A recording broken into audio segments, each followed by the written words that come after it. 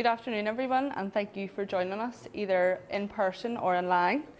As you will have hopefully guessed by now, I am not Eamon Phoenix. Eamon is unfortunately unwell at the minute, so he couldn't make it today. But I am Melissa Baird. I'm the curator of this month's exhibition, Years of Chaos and Hope, and I've organised the month's events as well. A few bits of housekeeping for those of us in the room. Can you please ensure that your mobile phones are turned to silent for the duration of the event? We're travelling back to 1922, a year of considerable chaos around here. We have escalating civil unrest, which led to many instances of sectarian violence, which our first panellist, Jim McDermott, will tell us about. Then we have attempts to undermine the permanency of partition along the border that Edward Burke will tell us about. And then finally, in response to these, we have the introduction of the civil authorities, or as it's more widely known, the Special Powers Act, which legalised internment without trial, which our final panellist, Anne-Marie McInerney, is going to discuss for us. There will be an opportunity to ask questions, but we ask that you keep them to the end. And if you are watching online, you can do so by commenting on the live stream. So without further ado, I'll introduce our first speaker, Jim McDermott. Jim was born in Belfast in 1950 and studied at Queen's University, graduating with a degree in English and History. Following this, he taught in St Thomas's Secondary School from 1975 to 1987, and thereafter he was head of history until 2005. Jim then worked in Stranmillis University College, giving lectures in Irish history in the late 19th and early 20th century, focusing largely on Belfast, as well as acting as a tutor up to this year in the lifelong learning hidden history talks at Stranmillis. In 2001, Jim was the author of the successful history book Northern Divisions, the Old IRA and the Belfast Pogroms, 1920 to 1922.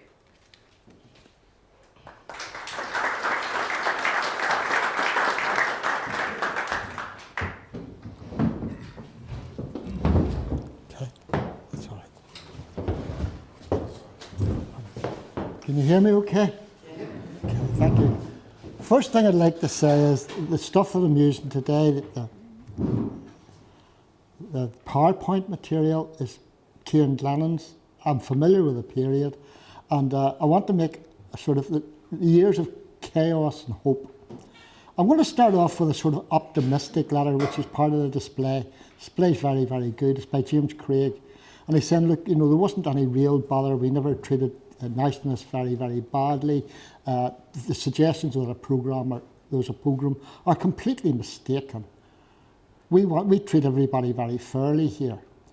And yet, if you look at the history of today, you'll find in vain many historians who will say that nationalists were contented with partition, that they were pleased how things worked out.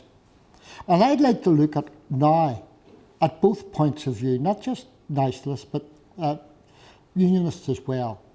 Why there was so much violence, why the nationalists suffered most, why they were alienated from the state, and there's no doubt they were, or most of them were, and the interactions and processes that created that situation, their alienation. In the short time I've got, 20 minutes, I will, by the nature of the shortness of the time, have to be very brief. Any area, be it the importance of Carson and Craig, the economics of the time, the relationship to the War of Independence or Town War, whatever you want to call it, the actions of the Republicans, the actions of the Ulster Special Constabulary, any of these events would take a book, not a lecture. So please excuse me if I run very quickly through it, and I'll just start with the notion of was there a pogrom? Now, according to the Encyclopedia Britannica, it's a mob attack either approved or condoned by authorities against the persons and property of a religious, racial or national minority. Now, that would mean that there was certainly civil strife on a massive scale. Was there an attempt to stop it? Was there a sense of partisanship? Could that even have been avoided at the setting up of a state where a large minority were actually nationalist? I'm going to examine that. First of all, the use of the word pogrom. It was far more ubiquitous in the 1920 period than many other historians have failed to appreciate. Rather than being a sort of Sinn Féin campaign of propaganda against unionism, it was in fact used quite frequently, and that's certainly by Sinn Féin papers alone. The armoured car you see in Foundry Street, the barricade you see on Seaford Street, Ballymacarrat, and you see the headquarters of striking engineers in February 1919. The historian Austin Morgan has made the point that a Protestant political economy was probably vital to the north in the creation of partition. And Edward Carson, keen on empire, as was Edward Craig, as was the first Northern Cabinet, was anxious that unionism should all think the same way. He feared distraction from the labour movement. And for that reason, in 1918, he set up the Ulster Unionist Labour Association. And the reason he did so, this is the pogroms themselves, called it by the Dublin Evening Telegraph, 22nd of July 1920. They would allege the pogrom started on the 20th of July, first day after the 12 holidays in 1920.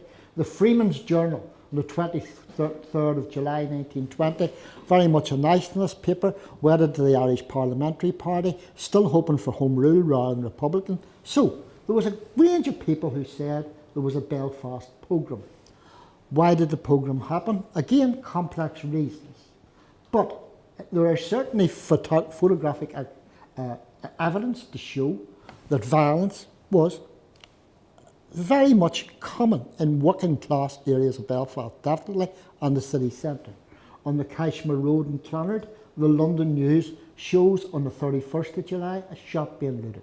Families are moved out of the Grosvenor Road. London has Illustrated News on the 4th of September. Spirit grocers looted and burned Beersbridge Roads, London, Illustrated London News, 4th of September 1920. Now, recently I was writing about Edward Carson and I made the point about him. He was a practising barrister. It was not something he'd done to take, when he was in court, for example, which he loved the theatre of it, to take an opposing point of view and give it credence. To him, it was about winning the case. And his words, certainly, whether he realised it or not, had the effect of dog whistle.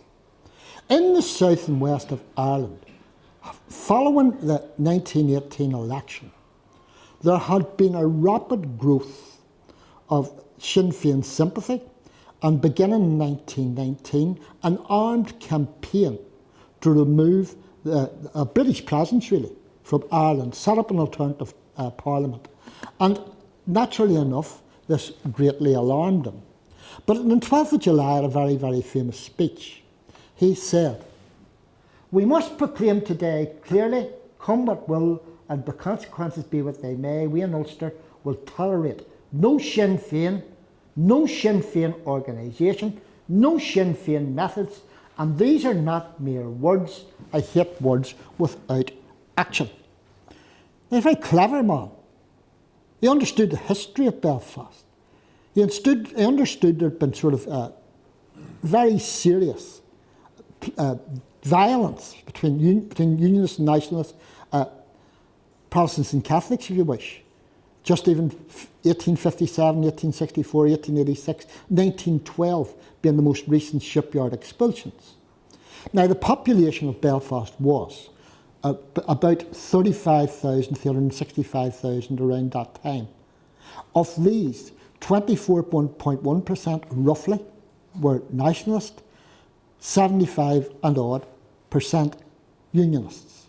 The majority in a situation like that will always overwhelm the minority when there's civil strife. But words like this were interpreted as a call to action by many. He had also said those that came forward as the friends of Labour care no more about Labour than does the man on the moon.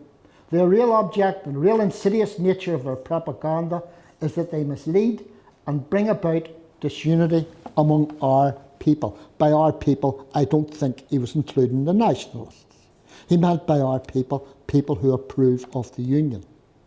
And some of them certainly would have regarded this as giving the nod to let the nationalists know that they were not welcome, that they were not, sure they were not going to have any common cause with Sinn Féiners in the South, or even Home Rule for that matter, opposed to that.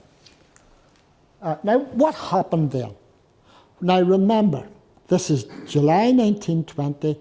Trouble's only coming to Belfast. The income tax office was burned in April 1920. And when the Troubles started here, number one, it was not coterminous with violence in the south of Ireland. During the truce period, the south was very quiet outside the 6 northern counties, but in Belfast the Troubles got worse, reaching their apogee, their worst state, in the first 6 months, from rising to a height in the spring of 1920 right through to the summer. You had the McMahon murders, you had the Arnon Street murders, you had Republicans attacking trams, you had chaos. And up until November 1921, this is not a reporting of a cricket match where nationalists scored more deaths against unionists than unionists scored deaths against Catholics. But violence was fairly evenly distributed. On the 20th of July, Catholics were put out of the workforces in Harn and Wharf, Workman and Clark, both large shipyards. On the days following, they were put out of Gallagher's, Mackey's, McLaughlin and Harvey, etc. Hammer Greenwood, the Chief Secretary of Ireland, said he could compel no worker to work with any other worker. Alexander Mackay, councillor from Bangor, famously made a speech in the shipyard saying, "Gentlemen, you are the blackened guards of you are the imperial guard of industry. You're the black and tan of industry. You have cleansed the workforce of Sinn Féin influences." Letters have been written saying the Sinn Féiners have taken all the jobs of the soldiers when they're away at the 36th Ulster Division. Not true. Workers expelled, estimates vary from 8,140 from the Expelled Workers Relief Fund to 10,000 men and 1,000 women. That's by Jonathan Barden and by O'Leary. Not nationalists, not Sinn Féiners, good historians.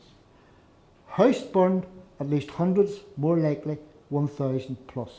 Refugees, various estimates of 10,000 to 30,000. Belfast Catholics alone by the spring of 1922, peaking in May. Wounded 2,000, that's Alan Parkins, my old friend. Deaths 499, not including accidents. Now, one of the main sources for this had been in the past a fellow John Hassan writing under the name G.B. Kenna, Facts and Figures of the Belfast Programme. It was an interim report. It was supposed to be finished by Alfred O'Rourke of Cork, the Cork Register, and it never came to pass. It was published from this interim report, very detailed, very angry as well against unionism. He was quite adamant. He was a priest over in St Mary's in Chapel Lane, city centre. He was adamant he'd seen all this, he'd cut from the papers at the time. There had definitely been a programme against the nationalists in Belfast. And he was very clear about it. He said, this book is dedicated to the many good sort of Protestants who lived in coordination and good relationships with our Catholics, and really to illustrate the misdoings of their misguided co-religionists. So he was trying not to make a sectarian point, but it was very much an interim report, and it's flawed. It says, for example, 453 were killed, and it leaves out things that shouldn't have been left out. In many ways, it is an interim document. But the thing about it is that it coordinates with two things. It's the end, really, of the violence in Belfast between the Republicans and Unionists, and it's really 5 weeks into the civil war in the south. The South, the North East Policy Committee recommends a peace policy with the North. No outrage propaganda. Written by Ernest Blythe that says, look, this will only make people see red and make the problem worse. The North was only too happy. The trouble died down. But the dead of the programme tell a different story.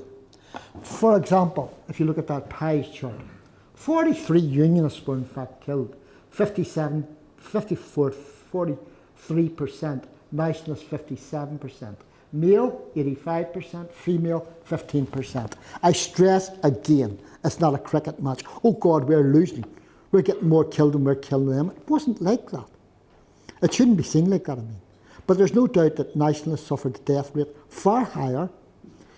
They suffered expulsion from work on a much greater extent.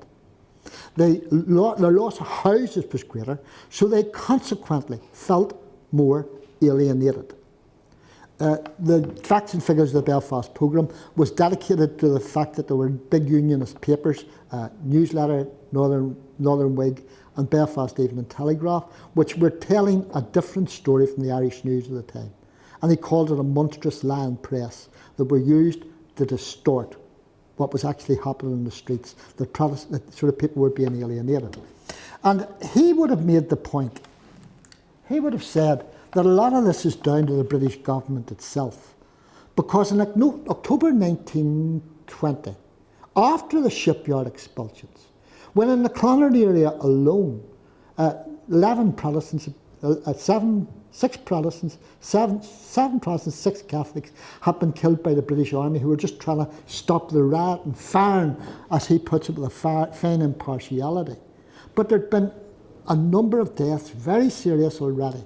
In October, Winston Churchill, he, in the House of Commons, said, how would it be, in a subcommittee, how would it be if we armed the Protestants of the North and made them responsible for law and order?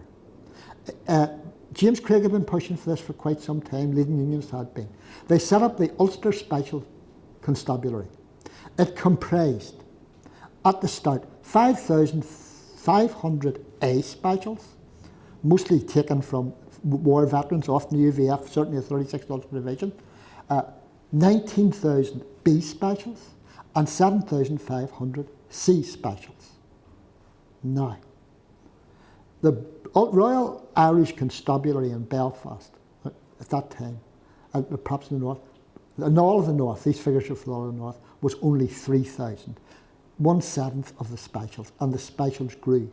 So at the end of the Troubles in 1922, you had, for every one person in the north of Ireland, you had one special constabulary.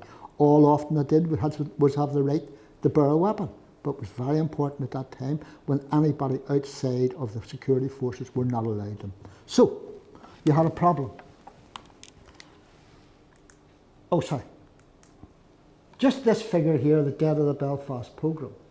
One of the things to note about it is, up until the truce of the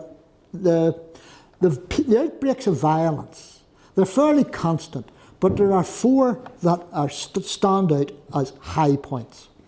The shipyard expulsions and the shooting of D.I. Swansea in Lisburn on Collins' orders created chaos, not just in Lisburn, which Fred Crawford, the Larne gunrunner, described as like a bombarded town in France. Remember the First World War just ended. Nationalists were put out, Catholics were put out.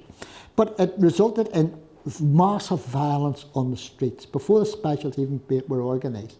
This is August and September, July. Especially in September, all around York Street, massive violence. Violence very bad again. I remember they were setting up 50 years. They were setting up the apparatus by the Government of Ireland Act of a separate administration here. Into May and June. In July, the decision was made to stand down the Special Constabulary and confer on local IRA the same rights as existed in the rest of Ireland. As long as they didn't overdo things, they were allowed to police their own nationalist districts. It followed hyped up Raglan Street ambush on the 11th. It's on the 10th of July. On the 11th, there seems to have been wholesale kind of action by many members of the Ulster Special Constabulary, resulting in a ferocious death rate which became known as Bloody Sunday. Thereafter, the Nationalists, fairly peaceful period, they assumed, many of them, there would be a republic. Many of them assumed that the nature of, they never questioned it adequately actually. And in November the trouble starts again, because the Unionists are given back their own security. And whereas the death rate had been quite equal up to November, about 84 Protestants, actually 80 Catholics, after that the death rate really accelerates and Nationalists suffer most. 200 of them get killed, 134 Unionists get killed. We know the figures now that ones died after the event, died from wounds. The fine work of Alan Parkes and Kieran Glennon have demonstrated far more died than we thought previously. But as I say, it also shows the areas they were killed in. It's the really disputed areas. Around Ballymacarrat, isolated, a salient of a nationalist salient among Unionism, 81 killed. In around the York Street area, you see 69 around Carrickhill, 98 around York Street itself, 23 in the docks. Again, Nationalists and Unionists adjacent, and a very weak IRA in relative terms to other areas. Now, the IRA were never numerically strong. Dennis McCullough said at the start off there were 500 IRA against 64,000 specials. I don't know. Certainly they would have ended up to maybe 1,200 or so in Belfast. But they were always outnumbered, always outgunned, and blamed the British government, which had armed and uniformed and trained their opposition. So feeling were bad. Areas where there were fairly strong nationalist areas with a lot of Republicans, could be argued, didn't suffer just as badly, like Clonard and so on, Lower Falls. They suffered badly enough. You can't say it's all right, we didn't lose too many. I don't think it's that sort of game. It's not a Commonwealth Games sport. And this shows you the date of the programme. As you see, 1920, in and around July to September, deaths are very high.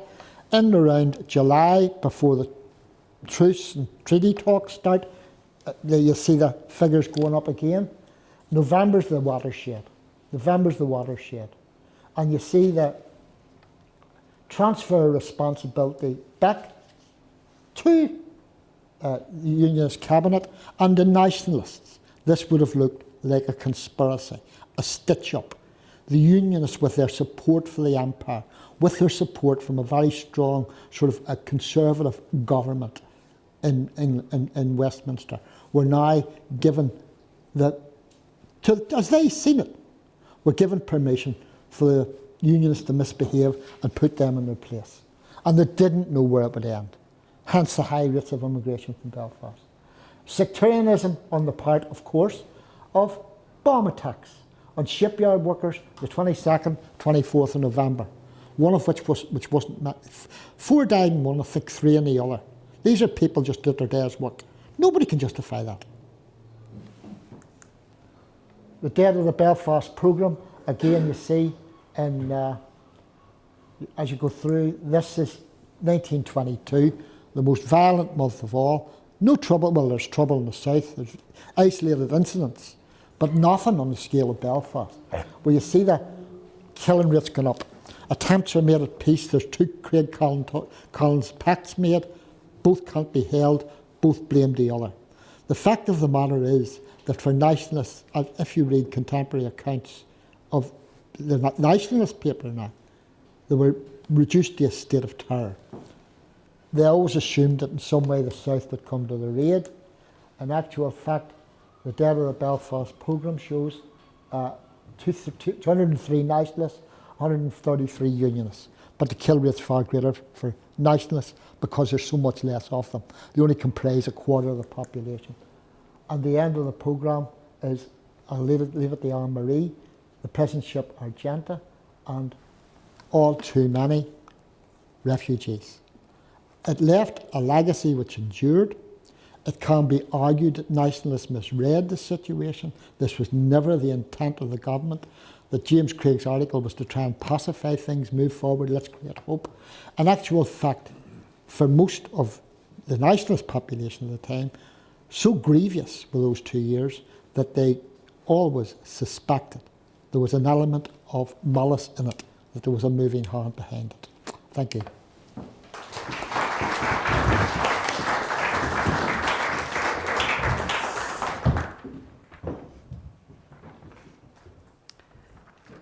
Thank you, Jim, for that. That was brilliant. Next, we have Dr. Edward Burke. Dr. Burke is an associate professor in international relations, specialising in insurgency, terrorism and political violence. In May 2020, Dr. Burke commenced a 2-year early career research fellowship funded by the Arts and Humanities Research Council. The title of his project is The Greatest Weight, Paramilitaries, Deterrent Violence and Feud in Ulster's Borderlands since 1920.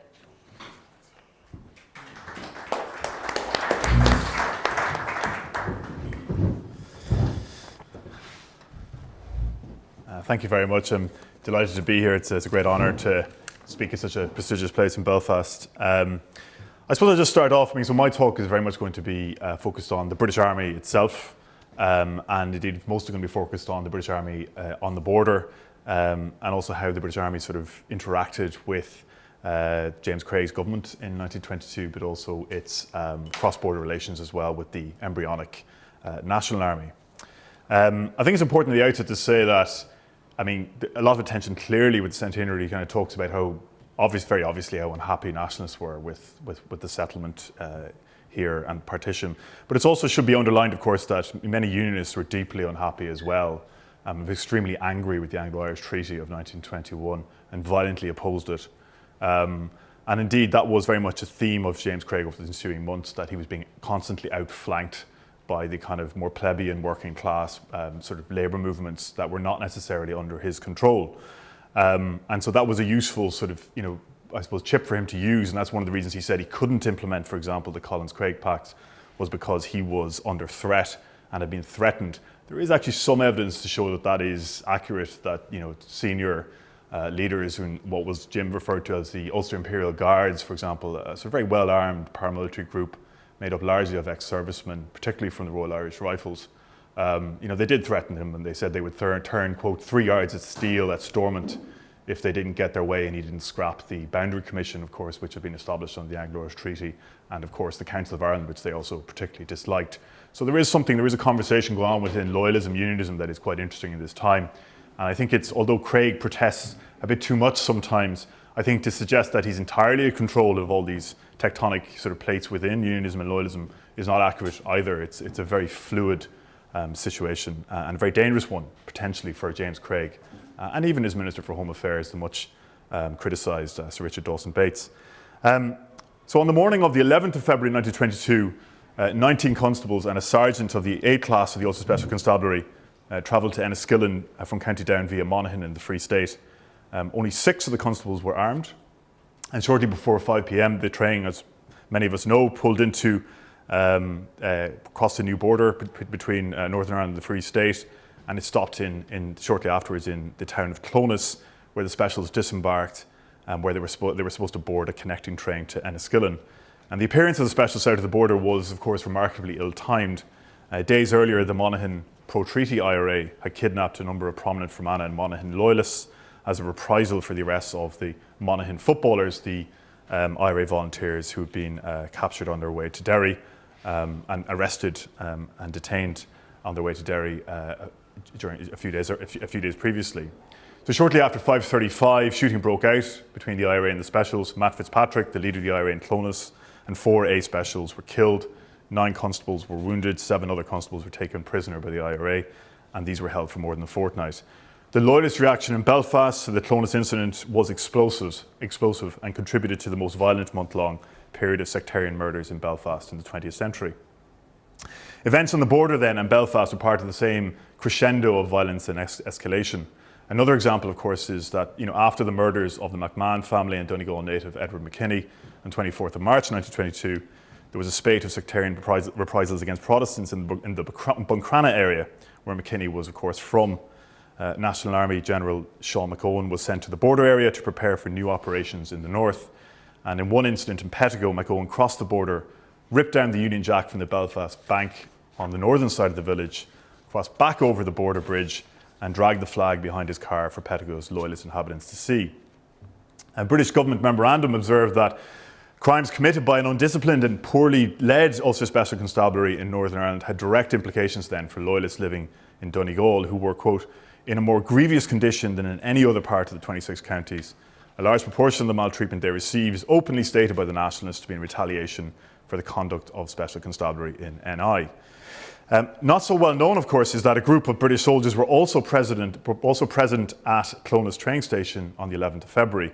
A party of 2 British Army officers and 5 soldiers who were on their way to Londonderry were also on the platform, and they did not intervene in the shooting between the IRA and the Specials. The spectator role of the British soldiers at Clonus was indicative of a dilemma for the British Army in early 1922. Craig, of course, criticised the British Army for their non-intervention, saying that their evacuation of Clonus garrison a few days previously was the reason why the IRA were able to kill his police officers. General Neville Macready, the commander of the British Army in Ireland, complained that his men had been shot at, killed, wounded, including by members of the Special Constabulary when they intervened to stop loyalist rioting and murders in Belfast. And British soldiers were also being killed, albeit also in small numbers, by Republicans south of the border. So according to Macready now, they're caught in what he called a civil war in the north, which was also being fueled by Republicans who were coming across the border from the south. In the days after Clonus, a panicked Sir Winston Churchill, Secretary of State for the Conolys, demanded the reoccupation of County Monaghan. Macready strongly disagreed with Churchill, and in a letter to Field Marshal Sir Henry Wilson, then head of the Army, British Army, he wrote that, quote, the suggestion that the troops should occupy Monaghan, south of the boundary, is pure madness. Churchill again escalated his protests and took them to Wilson. Wilson wrote to Macready that Churchill again complained that his request that our troops should be put into Monaghan has not been met. I told Winston that you and I were in the entire agreement in saying that our troops should not go into Monaghan or go anywhere in the Free State along the boundary fence, and that all we could do would go on reinforcing Ulster up to the limit of what the commander in Belfast, General Cameron, could employ and accommodate.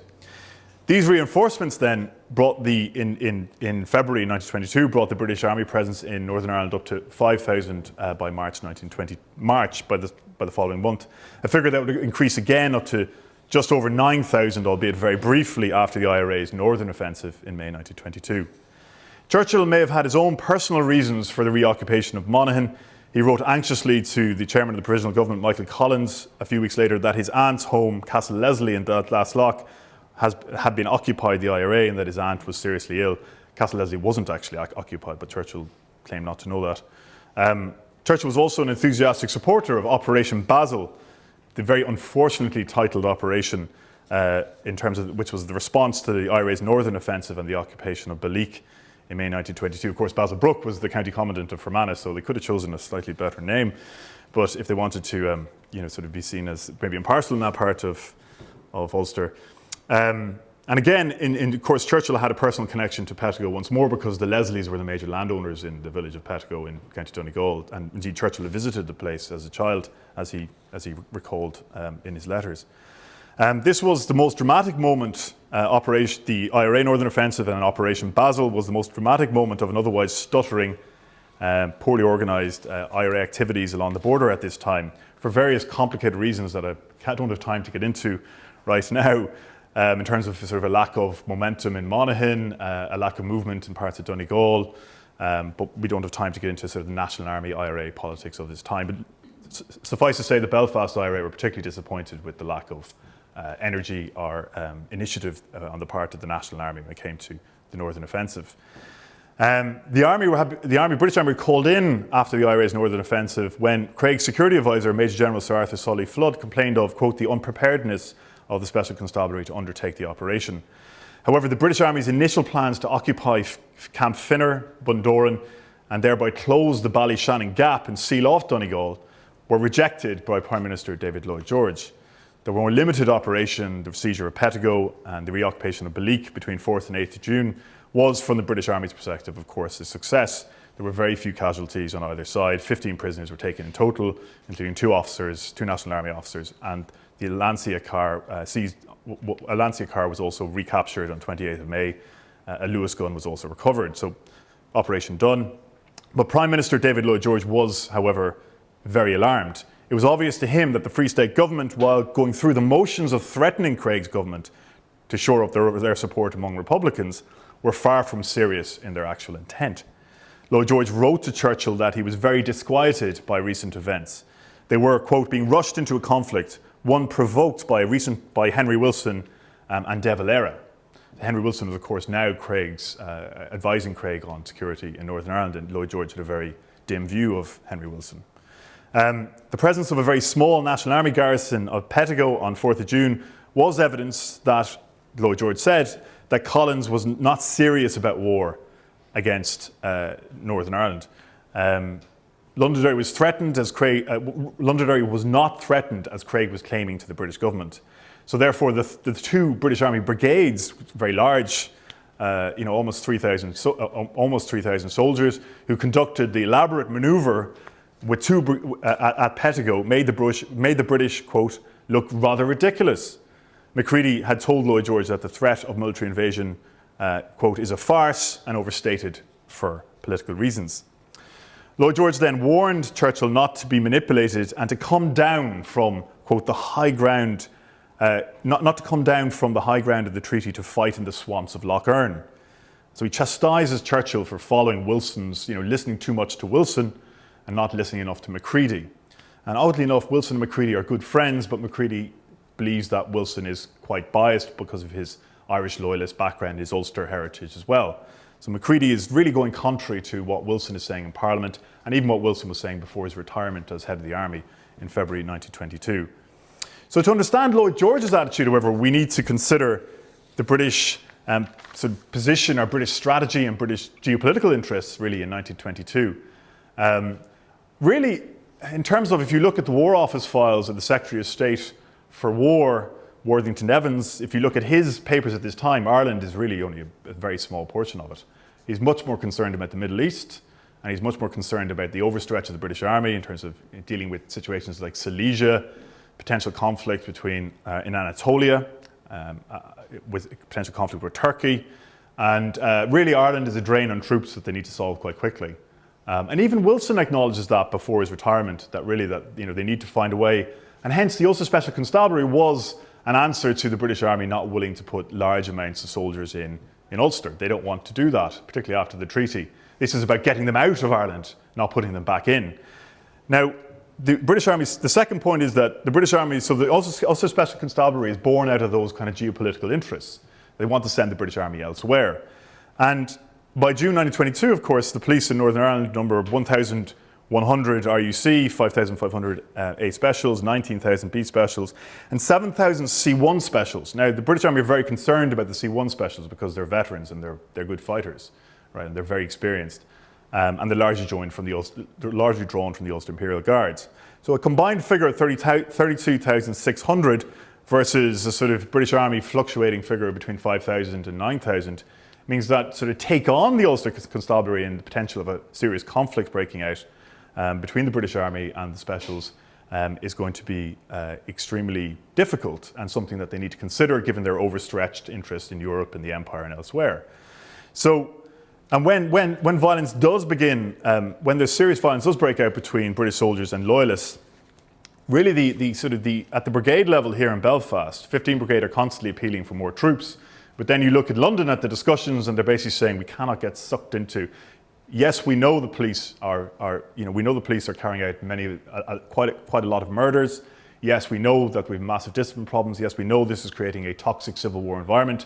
But the Empire, okay. So this is about Britain's attention being not necessarily sort of focused on dealing with preventing this escalating civil war type conflict that they recognise is happening, and instead looking for quick fixes to the lack of troops elsewhere.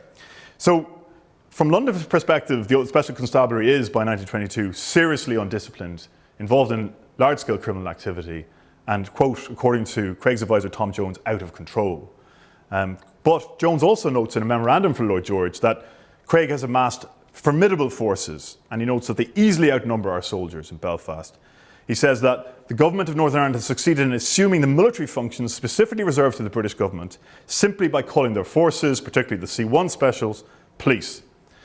Craig's security advisor, Major General Solly Flood, also directly corresponds at this time with the Chief of the Air Staff, so Hugh Trenchard, and he sends plans to the Air Ministry to establish an Ulster Air Force under the command of the police. And this would, according to Solly Flood, undertake, quote, offensive bombing operations later in the year. The suggestion was quickly shut down by Churchill, who pointed out that it was not the business of the Ulster Police to have an air force. Meanwhile, Churchill also sharply rebuked Craig for the special's behaviour towards the British Army, including the mounting casualties of soldiers. When the soldiers intervened to stop burnings or rioting or killings, quite often, as Churchill points out, loyalists turn on them, including some members of the Special Constabulary, and he's very angry about that. But really, they sort of admit that they have been outflanked, that really they don't have a lot of good options, because if they escalate in Belfast against the Special Constabulary, if they go in and sort of escalate the conflict or try and completely reform the Special Constabulary by sort of making, sort of, as they discussed, mandatory quotas for Catholic special constables, for example, that's going to lead to a flare-up in loyalist violence. They don't have the British Army numbers to deal with that, and they don't want to put them there. So they're in a dilemma, and they're very aware of the problems, but they don't think, because of imperial reasons, strategic reasons, they don't think that, frankly, that Northern Ireland is worth it.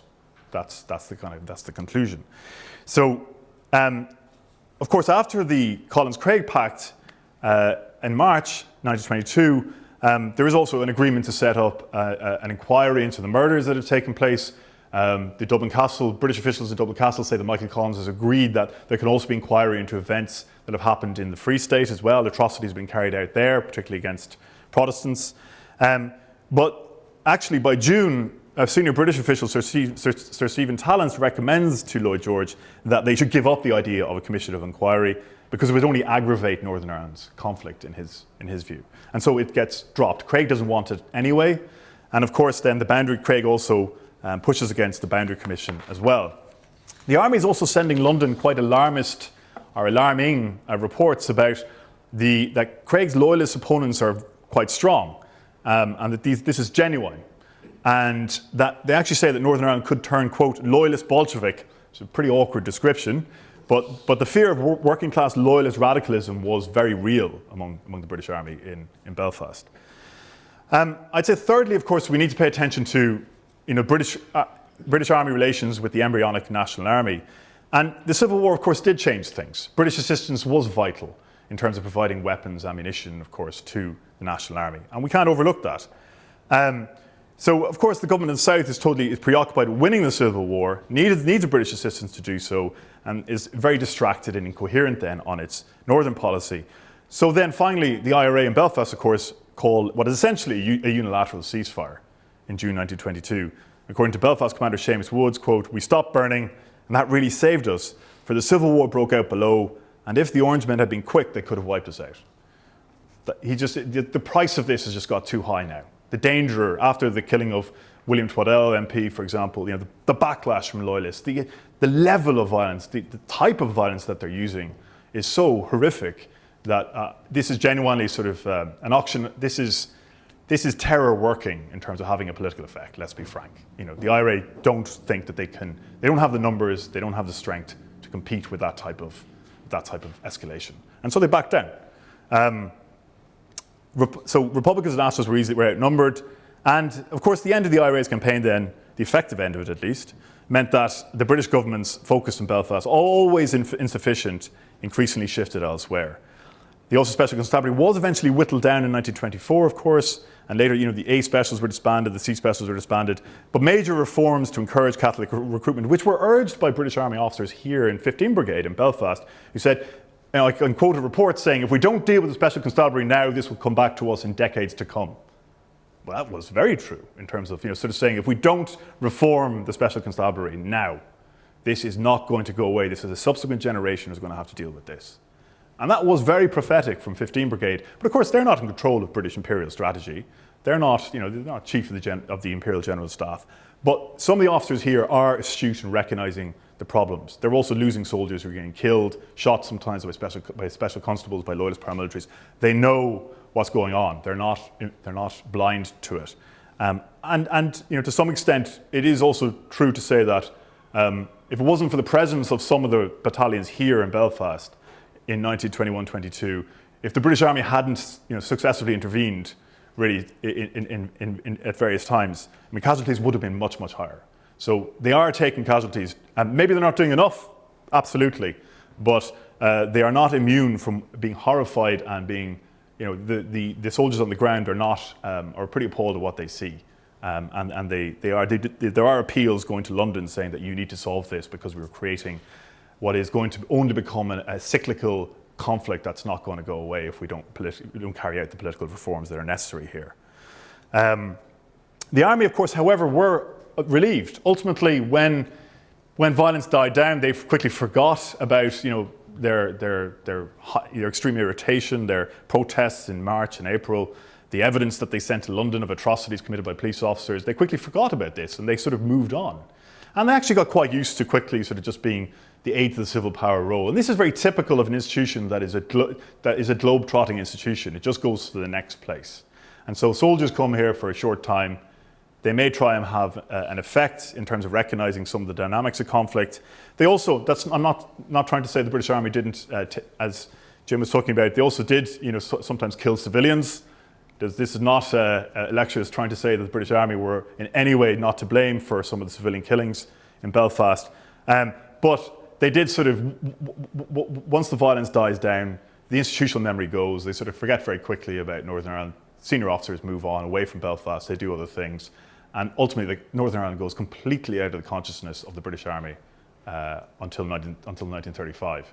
And so this is about this paper today has really been about sort of, I suppose, the danger of the lack of attention sometimes in terms of, but also I suppose I'm trying to kind of put a little bit of to appreciation maybe of Northern Ireland's place in overall British military strategy and geopolitical thinking at the time. Thank you.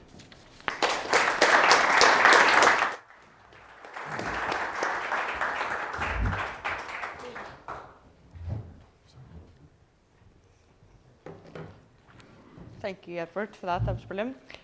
Finally, we have Anne-Marie McInerney. So Dr. Anne-Marie McInerney is a librarian in Dublin City Libraries. She holds a PhD in Modern Irish History from Trinity College Dublin and has previously worked as a researcher and teaching assistant. She is currently working on a publication covering internment in Ireland during the Irish Civil War.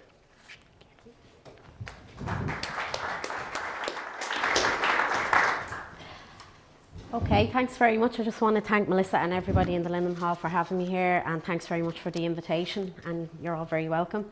So I'll start. In April 1922, the Stormont administration enacted the Civil Authorities Special Powers Act, which provided the government with increased powers to arrest and intern government opponents. Internment had been a feature of the Irish Revolutionary years 1916 to 21 and continued during the Irish Civil War 1922 to 23. The previous years had seen the rapid increase in violence both north and south. By mid-1920, the pogroms in Belfast had been accompanied by riots, killings, burnings and economic conflict, as outlined by Jim earlier. The establishment of the predominantly nationalist Free State and the inclusion of a boundary commission clause within the Anglo-Irish Treaty threatened the very existence of Northern Ireland. Historian David Fitzpatrick noted that political and sectarian violence peaked in early 1922 when some 300 murders were officially accounted for. As intercommunal violence increased, the Belfast administration had decided to implement the Civil Authorities Special Powers Act. This provided the government with the powers to arrest and intern individuals whom it considered were acting in a manner prejudicial to the administration. However, it was the assassination of MP William Twaddell on the 22nd of May 1922 that prompted the Stormont government to implement wide-scale internment. On the night of the 22nd and 23rd of May, the authorities conducted sweeping arrests in Northern Ireland. Within a few weeks, some 300 persons, almost all Roman Catholic males, had been detained and served with internment orders. As the administration had only 3 prisons at its disposal, Derry Jail, Belfast Jail and Armagh Prison, it purchased a ship called the SS Argenta and acquired Larne Workhouse in order to meet the accommodation needs of the rising internee population. The majority of those arrested in Belfast were sent to the now renamed HMS Argenta in Belfast Harbour. Originally called the SS Argenta, the wooden steamer vessel was built in 1917 by the United States and launched in May 1919. Initially used as a cargo ship, the Argenta was purchased by the Belfast administration in May 1922, despite having been declared unseaworthy. The Home Affairs Minister, Sir Richard Dawson Bates, specifically purchased the ship to ease the burden on the other state prisons and was hopeful that the prison ship would act as a deterrent for future political offenders. Armagh Jail was used solely for the purpose of female internees, along similar lines as the North Dublin Union, which was actually a camp in the Free State, and that was the North Dublin Union was specifically used for female internees in the Free State. So the prison service in Northern Ireland was also in a state of disrepair. In a speech to Parliament in May 1922, Home Affairs Minister Dawson Bates outlined that, open quote, "These prisons were handed over to the Northern Government in a very poor condition. Belfast and Derry, as you are aware, had suffered severely from the damage done by Sinn Féiners, while none of the 3 prisons at all are up to modern requirement," close quote. The prison system had suffered severely during the previous years due to the large-scale imprisonments during the War of Independence. During this time, Republican prisoners in the country's jails and camps had rioted, broken cell doors and furniture, and had often refused to comply with prison order or rules. Historian William Murphy has described this period of prison resistance as an attempt to reduce an ordered system to chaos. By 1922, these destructive acts had resulted in a rundown prison service which was in serious need of repair. This account of the prison system was similarly supported by the Assistant Secretary to the Minister for Home Affairs, Andrew Philip McGill, who wrote in his diaries that the, open quote, "prisons were out of date and partly wrecked by Sinn Féin prisoners," close quote. The Stormont government did, however, have the unique opportunity of transferring prisoners to the United Kingdom when rising internment figures produced inevitable overcrowding. McGill described how the administration sent convicts and Borstal inmates to Scotland and England, but were charged handsomely for the use of this service. By April 1923, the administration reported that some 600 internees had passed through the system. Sean McConville, in his book Irish Political Prisoners 1920 to 62, stated that by 1924, altogether a total of 732 persons were interned.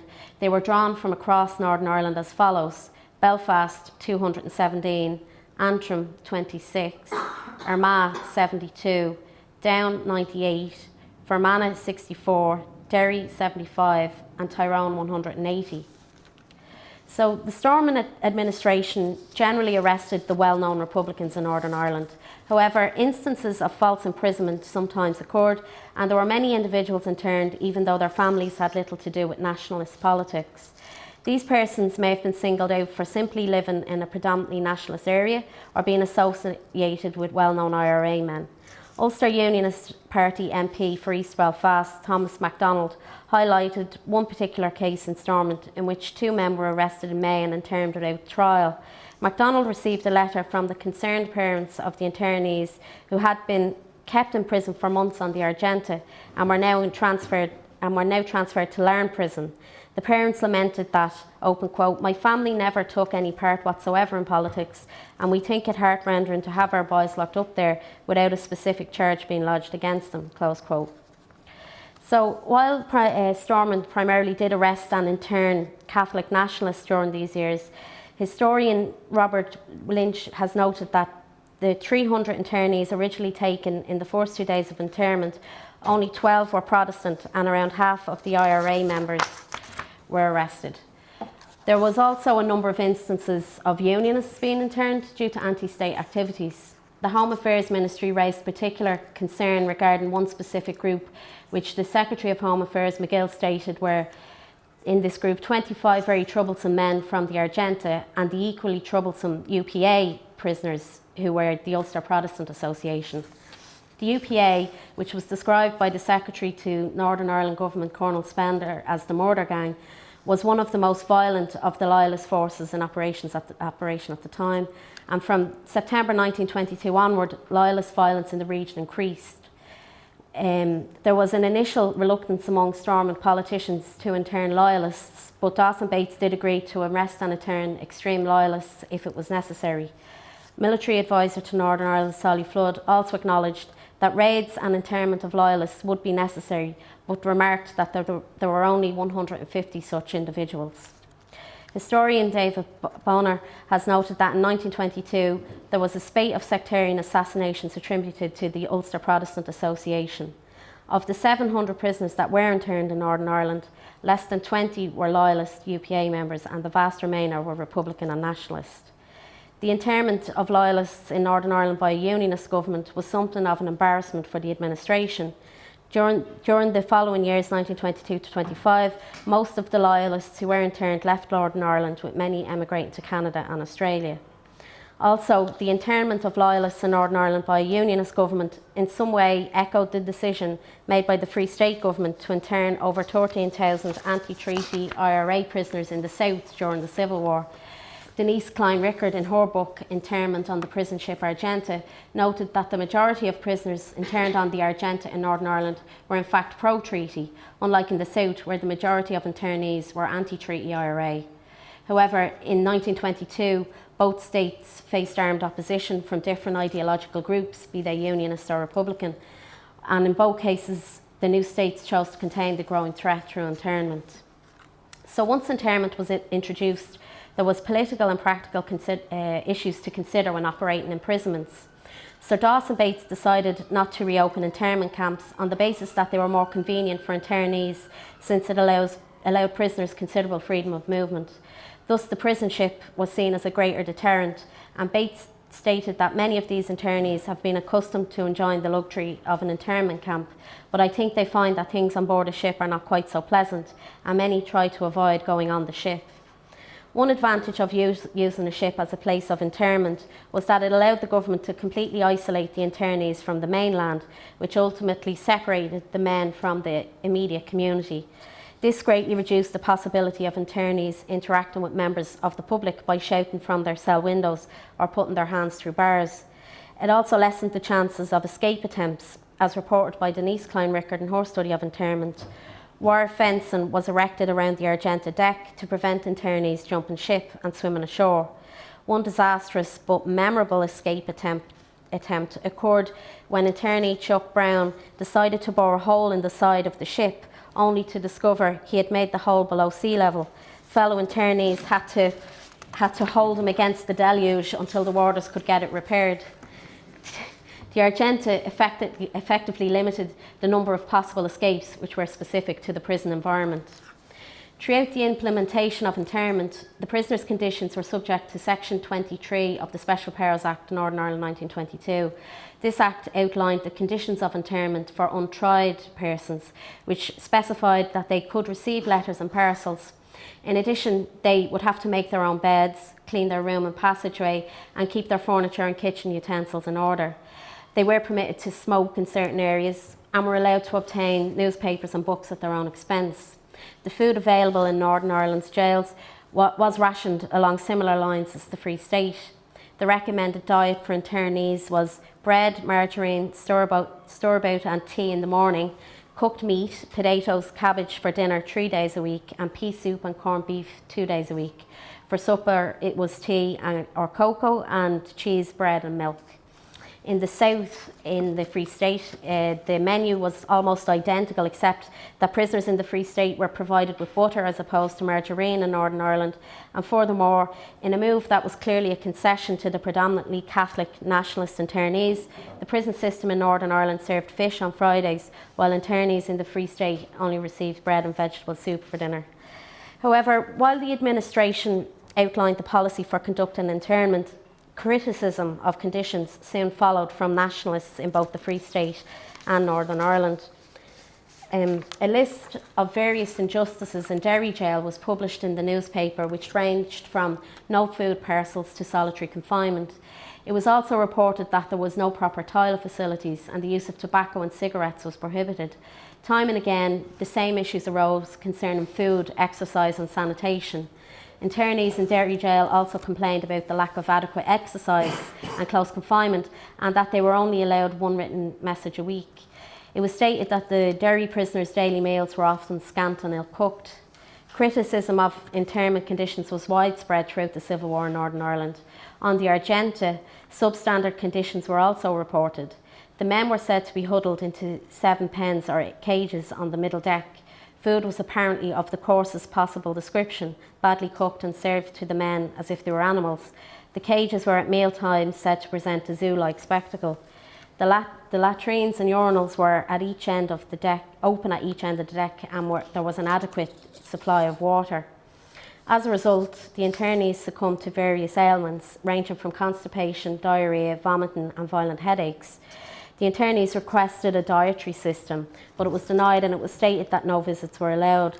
Correspondence too was restricted, and there was no adequate accommodation provided for the prison chaplain, who on 3 occasions had to arrange with the aid of prisoners to fix up an altar on the upper deck to celebrate Mass.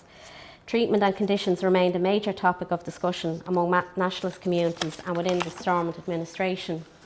And as prison figures grew and conditions became more cramped, illness aboard the Argenta continued to spread.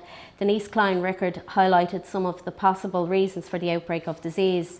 She noted that the poor provision of soap and water on the ship and unlaundered linen led to an infestation of lice and an outbreak of scabies.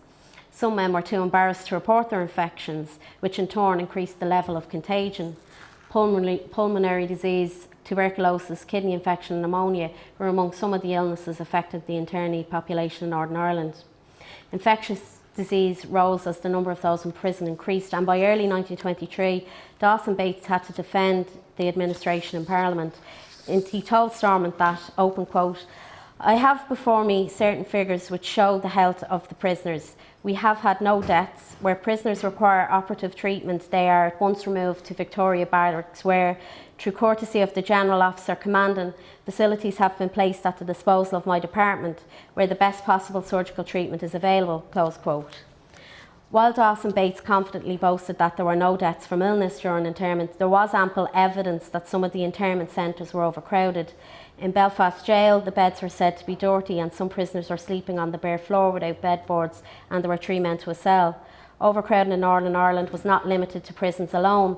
The Argenta also came under scrutiny when an inspector who visited the ship in October 1922 stated that there was barely enough room for 150 men and there were 310 on board. It was stated that internees were not adequately provided for, and in some instances men had to eat their meals from the cage floor. These reports were confirmed by some prisoners whose accounts revealed that there were no tables or chairs within the cages. In Larne Workhouse, it was reported that overcrowding was so bad that some men had to sleep in the middle of the floor. There was between 60 to 70 men in the workhouse, and all men were confined to four rooms. In Northern Ireland, general overcrowding created tension among the prison population, and this in turn created opportunities for dissent. Aggressive prison resistance, such as rioting and refusing to comply with prison regulation, was used by prisoners in Northern Ireland who sought to undermine the system.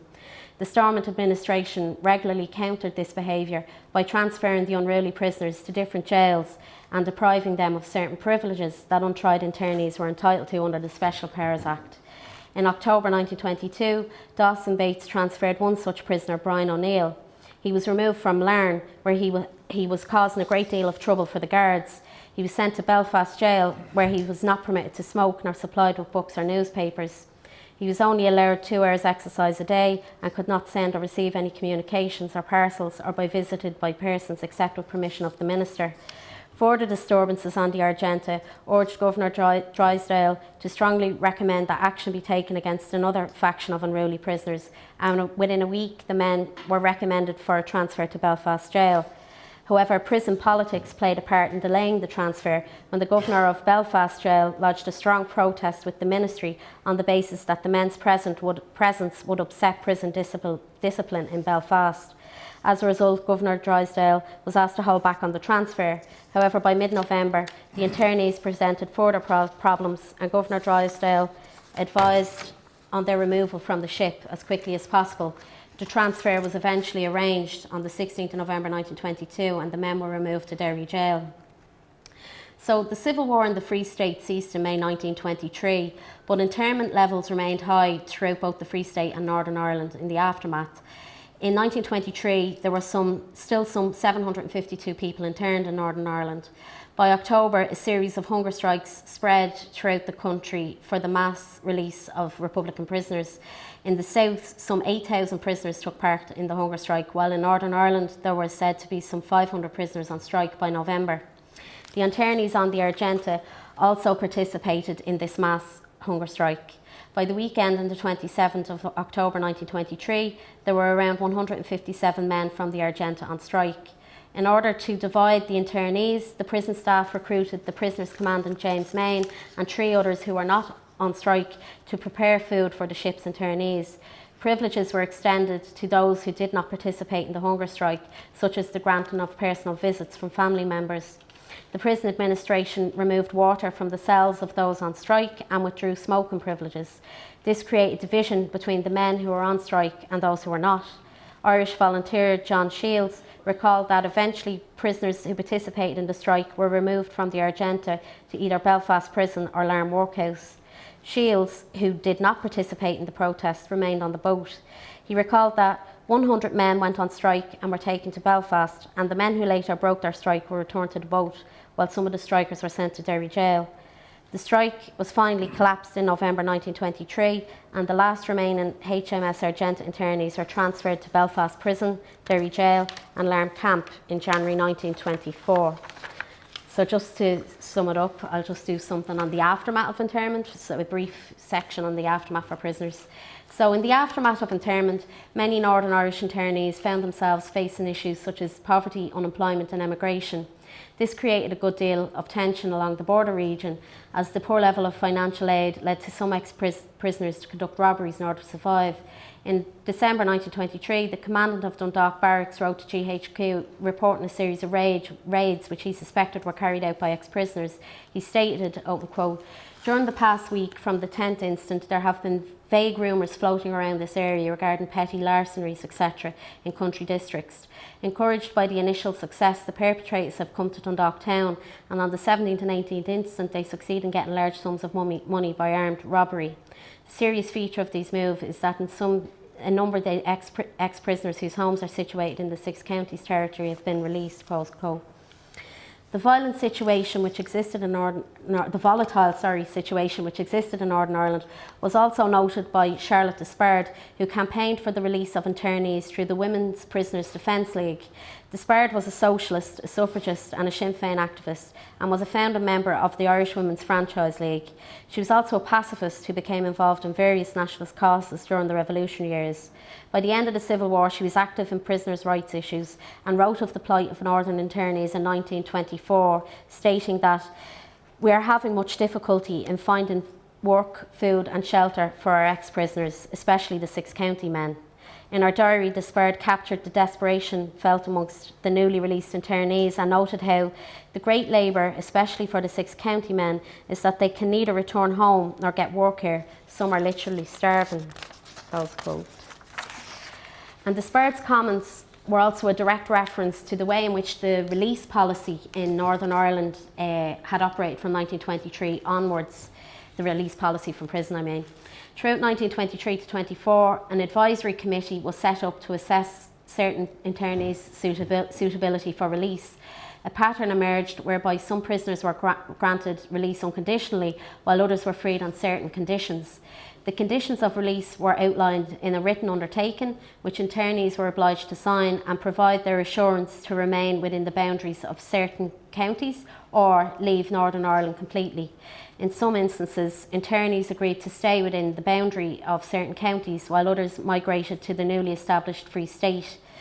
The South in the Free State was a desirable destination due to the high level of pro-treaty sentiment among Northern Irish internees. As a result, some ex-prisoners obtained jobs in the Free State, such as clerks in the post office, or joined the newly formed Civic Guards. One such internee was John Cox from County Fermanagh, who wrote to Dawson Bates seeking release from his internment on the basis that he had applied to join the Civic Guard in the Free State.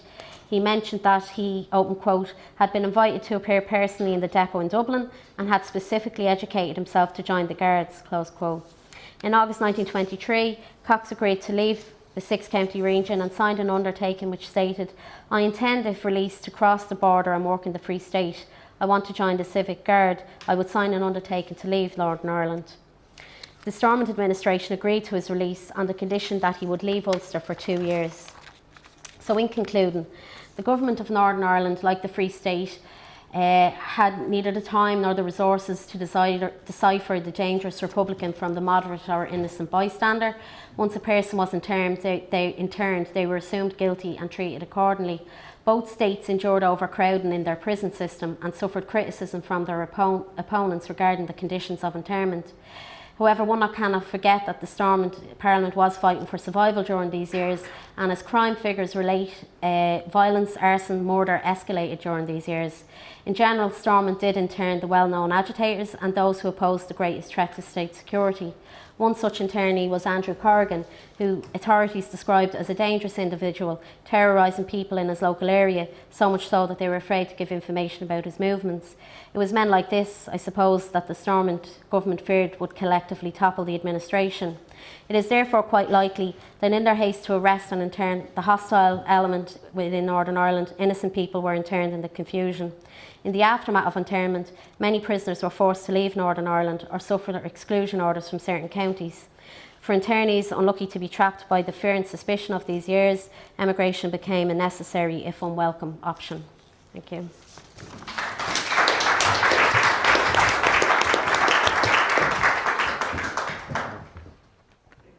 Thank you, Anne-Marie, that was brilliant.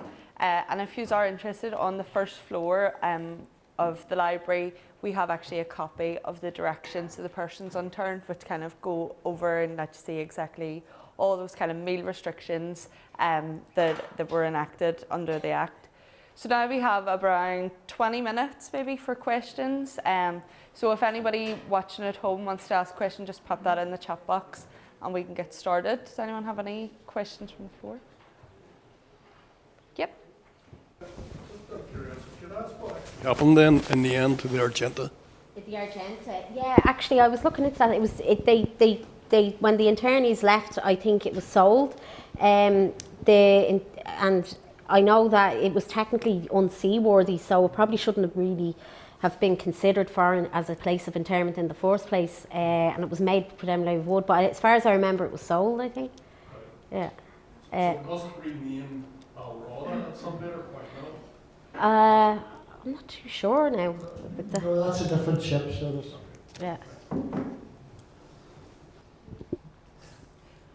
I had an old uncle who was on the Alrada and the Argenta, and apparently he escaped at one time into the loch, but they caught him.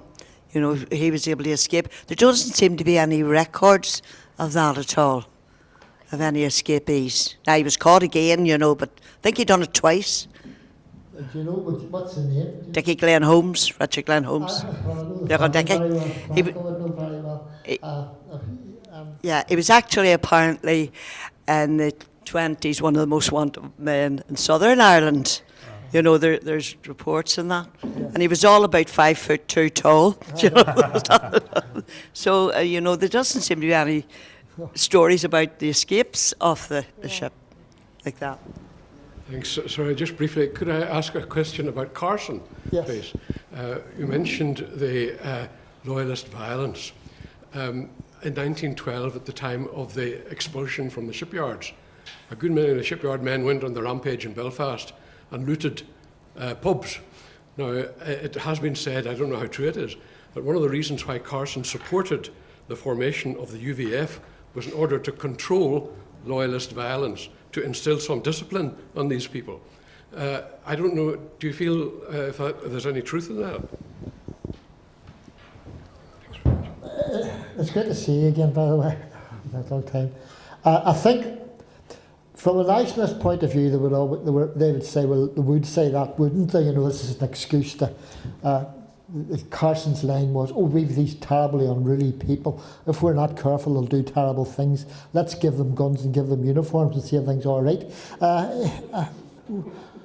one of the sort of points that Arthur Griffith made, when he heard that they were going to arm the specials, he says, what's going on? You may as well arm the East End of London. It was an argument which had a two-edged part to it. On the one hand, it is, give us more security apparatus, because we find very difficult to control. And given more security apparatus, they had access to weaponry. So it was a very, really, I think in realpolitik terms, the Northern Cabinet, Carson and Craig, were determined to get the state up and running. They knew there'd be opposition. They knew there'd be problems. They knew, I think, there'd be loss of life and so on. But if we got it up and running, we were going somewhere. But if it went out too long, then you had more problems. But I'm not too sure whether... They did have certainly people who had been in the Great War and knew how to use weapons, and especially the Ulster Protestant Association was mentioned earlier on, were certainly, D.I. Spears investigated them, his paper's very interesting on them. They were certainly out to kill Catholics by each and every means they could and so on, and enforce discipline their own. Yeah, but if you get a big sort of cross-section of the community, you're going to get some of that. But it was the extent to which he believed, we can really control them and stop them doing bad things. I'm not too sure about that. Just briefly on that one, if you look at where the energy comes from, the UVF, right? So there's lots of titular heads, there's lots of lairdish types who barely turn up, right, to their respective regiments around Ulster. But I think if you look at, let's say if you just focus on Belfast for a second, if you look at where the energy is, where the people are driving it, people like Joseph Davison, right, in North Belfast. Are people, if you look like Tom McConnell, and you look at people like even the Lord Mayor during this period, we're speaking with Coates, William Coote, right? He's South Tyrone, but he's also very active in Belfast. These are people with a lot harder views sometimes than the plebeian kind of Labour trade unionists. These are people with very hard views. I haven't even mentioned Fred Crawford and sort of, his reckless Ulster Brotherhood type, So to say the UVF are sort of all lairdish, respectable officer classes who are extremely restrained will give you a very misleading picture of the UVF.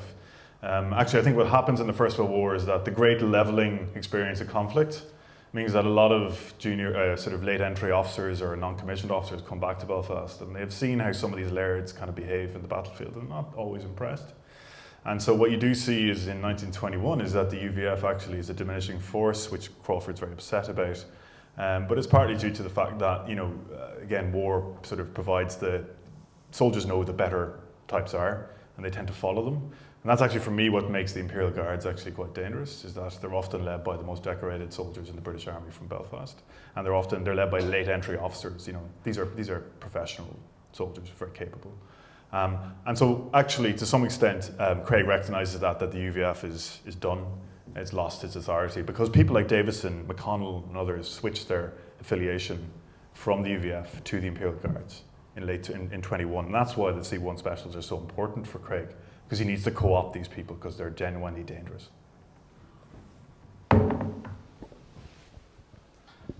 Yeah, I just want to... is this running?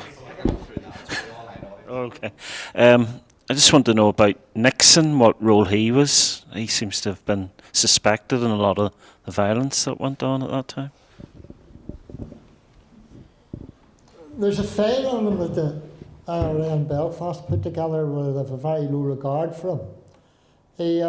I think part of the thing with Nixon was he was in control of Brown Square Barracks, which is adjacent to Carrickhill, bottomless Shankill. And Carrickhill was an area with a ferocious kill rate. He was implicated in many killings. Michael Garvey, he was accused of the McMahon murders killing and leading it. The Arnon Street killing certainly happened with specials. And specials leaving Brown Square Barracks, in which he was in charge of. The killing of David Morrison at the start of January 1922. These are all laid at his door. And later on, he falls out of favour with the authorities. And he's dismissed for making a speech to Sir Robert P. Lawrence Lodge. And he continues to sort of politicise. He stands for Parliament, he represents Parliament. But he writes, all these people coming up to the south, like Inspector Regan, why are they given positions? Used to be in the old RIC in the south. What did they do in disturbed times? I really sort of things out. So we've seen it now. hard evidence on him. He's supposed to juice in bonfires in the hillside. James Kelly says about when he was in Stormont, he used to produce black books, his black book every so often, in which he claimed he had evidence of collusion and killings from Unionist politicians. Herbie Dixon often, like Sir Herbie Dixon, often Lord McGlentoran, who'd been accused of being familiar with the underground, the sort of Loyalist underground, famously at Stormont says, "Oh, you'll not be killing anybody today, laddie, because you're taking a black book out." And that was in the 30s. So his reputation went before him.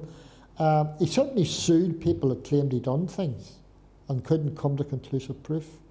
But he was believed definitely to have, he certainly, the IRA actually gives the names of the people who are supposed to be part of his murder gang. The actual constables, the sergeants. Like 12 of them, I think. It's working, okay.